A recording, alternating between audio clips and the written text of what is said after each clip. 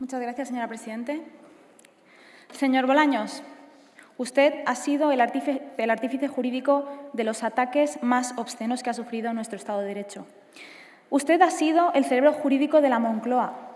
Y como ya le adelantara mi compañera Macarena Olona en su primera comparecencia como ministro de Presidencia, usted daba forma jurídica a la estrategia política que diseñaba Iván Redondo. Y por eso se les llegó a conocer en su reducido círculo de poder de la Moncloa como Oliver y Benji. Era su segundo de a bordo y le faltó tiempo para apuñalarle por la espalda y hacerse así con el poder. Ahora es el lacayo de Adriana Lastra. Cuando Vox gana un recurso, supone que se anula una obra jurídica suya, uno de sus ataques más salvajes a nuestra democracia.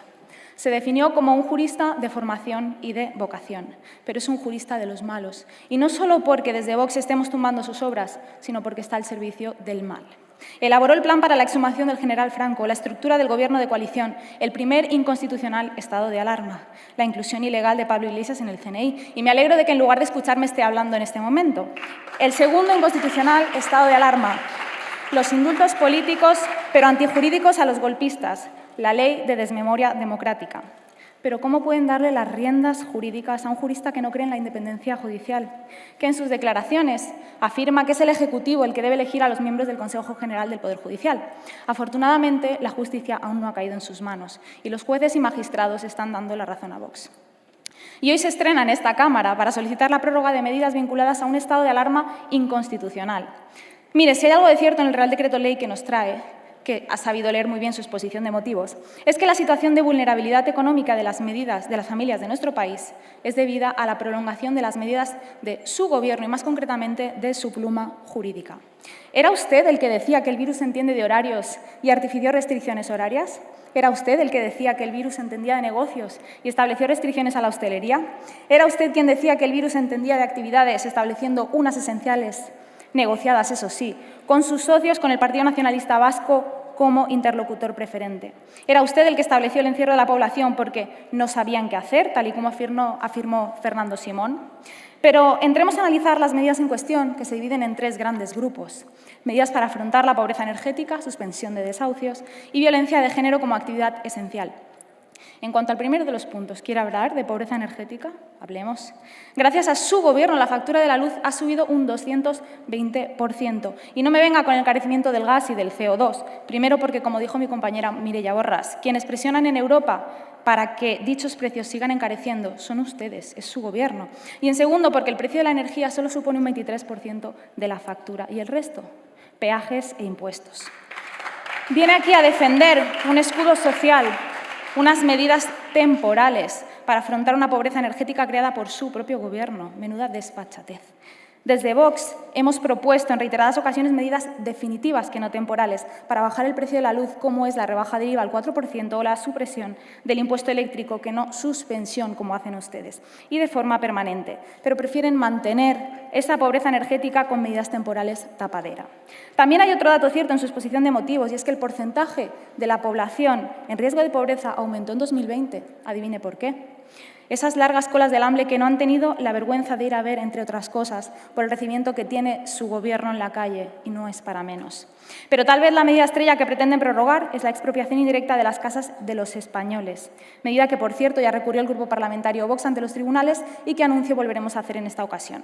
A través de esta medida comunista pretende usurpar las viviendas de las familias españolas, suspendiendo los desahucios, incluso cuando la ocupación ilegal traiga causa de un delito. ¿Saben qué medida propone Vox para la ocupación ilegal? Patada en el culo. Devolución inmediata de sus casas a los españoles trabajadores que las ven usurpadas. Y no van a convencer a la población de que somos el enemigo a batir, porque ya han visto demasiado, ya les han robado su libertad, su tiempo, sus negocios y sus ahorros.